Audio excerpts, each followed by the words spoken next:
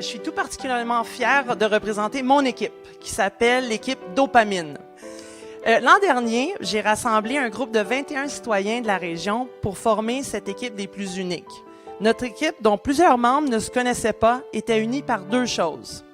Une grande passion pour l'activité physique et ses bienfaits, et surtout un engagement indéfectible envers la santé mentale. Eh bien, équipe Dopamine, on a terminé 3e dans la compétition. C'était vraiment un prix qui a été inattendu pour notre équipe parce que, en fait, le vrai cadeau de la journée a été le sentiment d'une mission accomplie. C'est la participation au défi Embarque. Ben, pour moi, c'est aussi une source de guérison pour toute ma famille, qui sont en fait ici. Mon fils Thomas, ma fille Zoé, puis ma maman Louise. Il y a 7 ans, mes enfants et moi perdions Éric, un père et un mari d'exception. Un homme qui avait encore tant à contribuer à sa famille et à la société. Toute sa vie adulte, Éric a combattu un trouble bipolaire qui, tantôt était invisible, tantôt le poussait à vouloir conquérir le monde et à se sentir invincible, et plus tard le clouait à son lit pendant des jours et des jours, vidé et sans motivation. J'ai vécu 17 incroyables années avec Éric. Nous avons voyagé, fondé une famille et réalisé plusieurs rêves ensemble.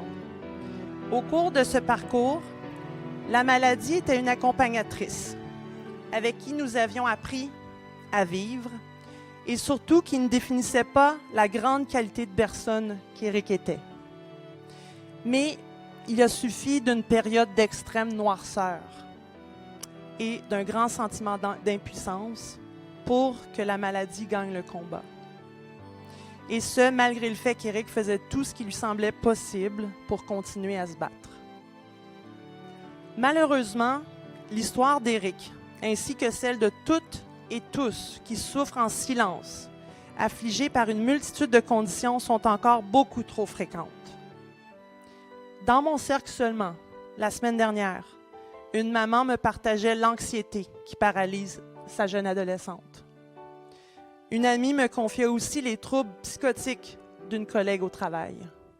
Et à l'automne, ma famille et notre communauté a perdu un autre magnifique ami à la dépression.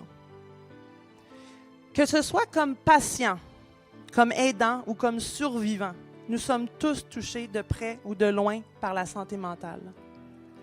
Bien que nous ayons fait des grands pas au cours des dernières décennies, les tabous persistent, les besoins sont criants et les ressources demeurent insuffisantes. Il y a encore beaucoup de chemin à faire pour que tous et chacun puissions atteindre le bien-être. Toutes les sommes que nous allons amasser auront un impact concret et positif sur la cause dans notre communauté. Chaque don va compter. Chaque don sera un pas vers l'avant.